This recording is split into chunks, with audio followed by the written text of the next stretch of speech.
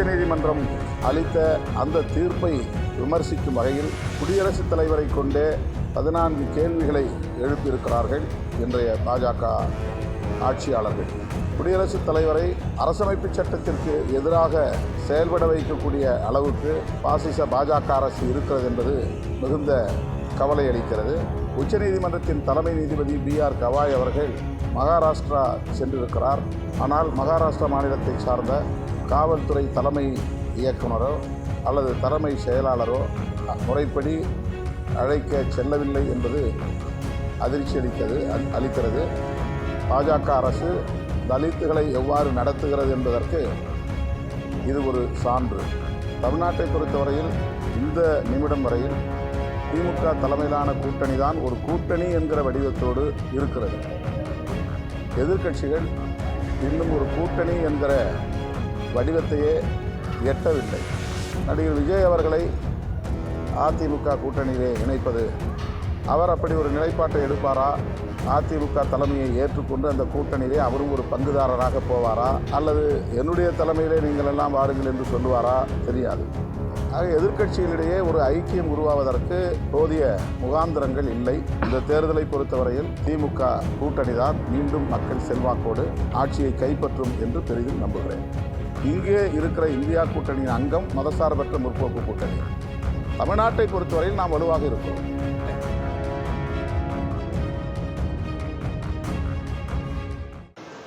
விடுதலை சிறுத்தைகள் கட்சியின் சார்பில் வருகிற மே 31ஆம் தேதி நடைபெறுவதாக அறிவிக்கப்பட்டிருந்த மதச்சார்பின்மை காப்போம் பேரணி ஜூன் 14க்கு தள்ளி வைக்கப்பட்டிருக்கிறது. ஜூன் 14 நடைபெறவுள்ள மதசார்பின்மை காப்போம் பேரணி வக்ஃப் திருத்தச் சட்டம் மற்றும் குடியுரிமை திருத்தச் சட்டம் போன்ற சட்டங்கள் அரசமைப்பு சட்டத்தின் உயிர்மூச்சு கோட்பாடாக இருக்கிற மதச்சார்பின்மைக்கு எதிரான தாக்குதல்களாகும். இஸ்லாமிய சமூகத்திற்கு எதிரான வெறுப்பு அரசியல் என்பது அரசமைப்பு சட்டத்திற்கு எதிரான தாக்குதல்களில் ஒரு வகையான உத்தியாகும். ஆகவே அனைத்து தரப்பு ஜனநாயக சக்திகளும் ஒருங்கிணைந்து மதச்சார்பின்மையை காப்பாற்ற முன்வர வேண்டும். அதுவே நம் முன்னால் உள்ள மிக முக்கியமான சவாலாக இருக்கிறது என்பதை வலியுறுத்தும் வகையில் இந்த பேரணி ஒருங்கிணைக்கப்படுகிறது. விடுதலை சிறுத்தைகள் மட்டுமின்றி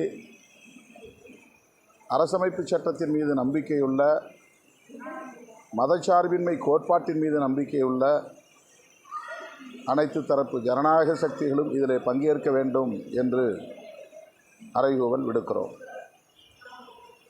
இன்று மாலை புதுக்கோட்டையில் எனது தலைமையில் வடகாடு சாதி வெறியாட்டத்தை கண்டித்து ஆர்ப்பாட்டம் நடைபெறுகிறது. அந்த கிராமத்தில் உள்ள மிகவும் சிறுபான்மை சமூகமாக உள்ள ஆதி திராவிடர்கள் காலம் காலமாக வழிபட்டு வருகிற அடைக்கலம் காத்த ஐயனார் திருக்கோயில் மூடப்பட்டு உள்ளது. அதனை ஒட்டியுள்ள காலி மைதானத்தில் அம்மக்கள் புழங்கக்கூடாது என்று தடை விதிக்கப்பட்டுள்ளது. அவர்கள் இது தொடர்பாக வழக்கு தொடுத்து நீதிமன்றத்தின் மூலம் தங்களுக்கு சாதகமான தீர்ப்பை பெற்றுள்ள நிலையிலும் கூட காவல்துறையினர் இருதரப்பாரும் அந்த பொது இடத்திற்கு போகக்கூடாது என்றும், மைதானத்திற்கு போகக்கூடாது என்றும், கோவிலில் ஆதிதிராவிடர்கள் வழிபடக்கூடாது என்றும் தடுத்து வைத்திருப்பது அதிர்ச்சி அளிக்கிறது. ஆகவே அம்மக்களுக்கான சட்டப்பூர்வமான உரிமைகளை மீட்க வேண்டும் என்ற கோரிக்கையை முன்னிறுத்தி இந்த ஆர்ப்பாட்டம் நடைபெறுகிறது. பல்கலைக்கழக மசோதாக்கள் உச்சநீதிமன்றத்தில் அங்கீகரிக்கப்பட்டது. உச்சநீதிமன்றம் அளித்த அந்த தீர்ப்பை விமர்சிக்கும் வகையில் குடியரசுத் தலைவரை கொண்டே 14 கேள்விகளை எழுப்பியிருக்கிறார்கள் இன்றைய பாஜக ஆட்சியாளர்கள். குடியரசுத் தலைவரை அரசமைப்பு சட்டத்திற்கு எதிராக செயல்பட வைக்கக்கூடிய அளவுக்கு பாசிச பாஜக அரசு இருக்கிறது என்பது மிகுந்த கவலை அளிக்கிறது. அரசமைப்பு சட்டத்தின் பாதுகாப்பு அரண் குடியரசுத் தலைவர் என்கிற பதவியாகும். அந்த பொறுப்பிலே உள்ள ஒருவரை பயன்படுத்தி அரசமைப்பு சட்டத்தை கேலிக்குள்ளாக்கும் முயற்சியிலே பாஜக அரசு ஈடுபட்டிருப்பது அதிர்ச்சி அளிக்கிறது. உச்சநீதிமன்றத்தின் தலைமை நீதிபதி B.R. கவாய் அவர்கள் மகாராஷ்டிரா சென்றிருக்கிறார். அவர் எந்த மாநிலத்திற்கு சென்றாலும் அந்த மாநிலத்தில் உயர் அதிகாரி, தலைமை போலீஸ் அதிகாரி, மாநில தலைமை செயலாளர் ஆகியோர் அவரை வரவேற்க வேண்டும் என்பது சட்டப்பூர்வமான நடைமுறையாகும், ஒரு புரோட்டோகால் ஆகும். ஆனால் மகாராஷ்டிரா மாநிலத்தை சார்ந்த காவல்துறை தலைமை இயக்குனரோ அல்லது தலைமை செயலாளரோ அவரை சட்டப்பூர்வ முறைப்படி அழைக்க செல்லவில்லை என்பது அதிர்ச்சி அளிக்கிறது. அவரே அதனை வேதனையோடு சுட்டி காட்டியிருக்கிறார். பாஜக அரசு தலித்துகளை எவ்வாறு நடத்துகிறது என்பதற்கு இது ஒரு சான்று. மகாராஷ்டிராவில் முதலமைச்சராக இருப்பவர் பாஜகவை சார்ந்த தேவேந்திர ஃபட்னாவிஸ் அவர்களாவார்.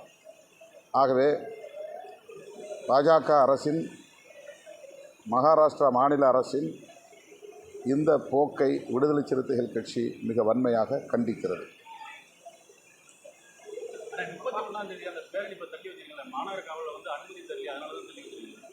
இல்லை, அனுமதி தரலைன்னா நாங்கள் கோர்ட்டு தானே போவோம். தள்ளி வைக்கிறதுக்கு இன்னும் நாங்கள் கொஞ்சம் ப்ரிப்பேர் பண்ண வேண்டியது, கூடுதலாக பிற ஜனநாயக சக்திகளெல்லாம் ஒருங்கிணைக்க வேண்டியிருக்கிறது.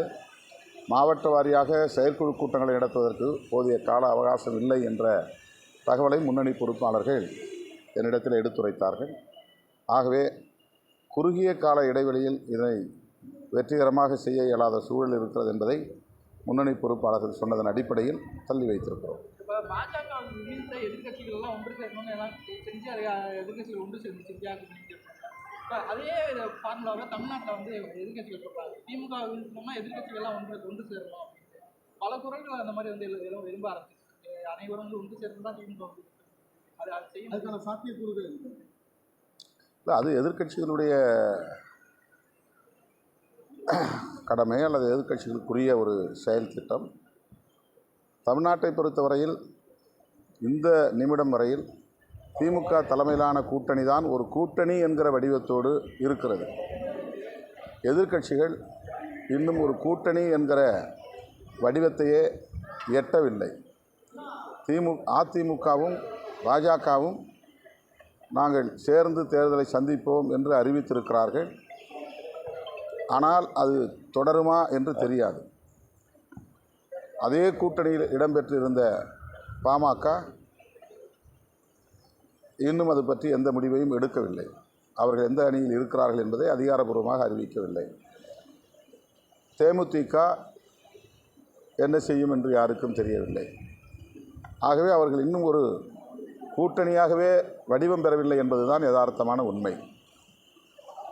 நடிகர் விஜய் அவர்களை அதிமுக கூட்டணியிலே இணைப்பது என்றெல்லாம் செய்திகள் பேசப்படுகின்றன, சமூக ஊடகங்களிலே வந்து கொண்டிருக்கின்றன. அவர் அப்படி ஒரு நிலைப்பாட்டை எடுப்பாரா? அதிமுக தலைமையை ஏற்றுக்கொண்டு அந்த கூட்டணியிலே அவரும் ஒரு பங்குதாரராக போவாரா? அல்லது என்னுடைய தலைமையிலே நீங்கள் எல்லாம் வாருங்கள் என்று சொல்லுவாரா? தெரியாது. ஆக எதிர்க்கட்சிகளிடையே ஒரு ஐக்கியம் உருவாவதற்கு போதிய முகாந்திரங்கள் இல்லை. இந்த தேர்தலை பொறுத்தவரையில் திமுக கூட்டணி தான் மீண்டும் மக்கள் செல்வாக்கோடு ஆட்சியை கைப்பற்றும் என்று பெரிதும் நம்புகிறேன். பாரதிய ஜனதா கட்சி வந்து வலிமையான கட்சி மாதிரி வேறு எந்த கட்சி நம்ம பார்க்கல அப்படின்னு முன்னாள் அமைச்சர் சிதம்பரம் சொல்லியிருக்காரு. இந்தியா கூட்டணி வந்து வலிமை இல்லைன்னு சொல்லியிருக்காரு. யாரு? இந்தியா கூட்டணி வலிமை இழந்துற மாதிரி ஒரு வலிமையான கட்சி நாங்கள் பார்த்ததில்லை. இந்தியா கூட்டணியில் வலிமை இல்லைன்னு சொல்லியிருக்காரு. பிஜேபி ஸ்ட்ராங்காக இருக்குது. அவர் என்ன கான்டெக்ஸ்டில் சொன்னாலும் எனக்கு தெரியல. அந்த பேட்டி நான் முழுமையாக பார்த்தா தான் தெரியும். ஒருவேளை வந்து இந்தியா கூட்டணி இன்னும் விழிப்பாக இருக்க வேண்டும், வலுவாக இருக்க வேண்டும் என்று தேசிய அளவில் அவர் சொல்லியிருக்கலாம். தமிழ்நாட்டை பொறுத்தவரையில் திமுக தலைமையிலான மதசார்பற்ற முற்போக்கு கூட்டணி தான் இந்தியா கூட்டணியின் ஒரு அங்கம். ஆகவே தமிழ்நாட்டை பொறுத்தவரையில் மதசார்பற்ற முற்போக்கு கூட்டணி வலுவாக இருக்கிறது. அது இந்தியா முழுவதும் இந்தியா கூட்டணிக்கு வழிகாட்டியாகவும் இருக்கிறது. இந்தியா கூட்டணி தேவையான நேரத்தில் பாஜகவுக்கு சவால் விடக்கூடிய அளவுக்கான நடவடிக்கைகளில் ஈடுபடும், தேர்தலை சந்திக்கும். இந்தியா கூட்டணி வந்து இதே பலத்தோடு இருக்குமா, இல்லை தேர்தல் நேரத்தில் கூட்டணியில் பிளவு ஏற்பட வாய்ப்பு இருக்கா? இந்தியா கூட்டணி தேசிய அளவிலான ஒரு கூட்டணி. அண்மையில் தான் தேர்தல், நாடாளுமன்ற பொதுத் தேர்தல் முடிந்திருக்கிறது. ஓராண்டு தான் நடந்திருக்கிறது. அடுத்த பொதுத் தேர்தலுக்கு இன்னும் 4 ஆண்டுகள் இருக்கின்றன. எனவே இந்தியா கூட்டணி என்பது பிரச்சனைகளின் அடிப்படையில் அவ்வப்போது கூடி செயல்பட வேண்டிய ஒரு கூட்டணியாக மட்டும்தான் இருக்கிறது. பாசிச பாஜக அரசின் மக்கள் விரோத நடவடிக்கைகளை எதிர்ப்பதற்காகத்தான் இப்போதைக்கு இந்தியா கூட்டணியின் செயல் திட்டம் தேவைப்படுகிறது. தேர்தலுக்கானது இப்போதைக்கு இல்லை. ஆனால் 26 சட்டமன்ற பொதுத் தேர்தலை நாம் சந்திக்க இருக்கிற சூழலில் இங்கே இருக்கிற இந்தியா கூட்டணியின் அங்கம் மதசார்பற்ற முற்போக்கு கூட்டணி. தமிழ்நாட்டை பொறுத்தவரையில் நாம் வலுவாக இருக்கிறோம்.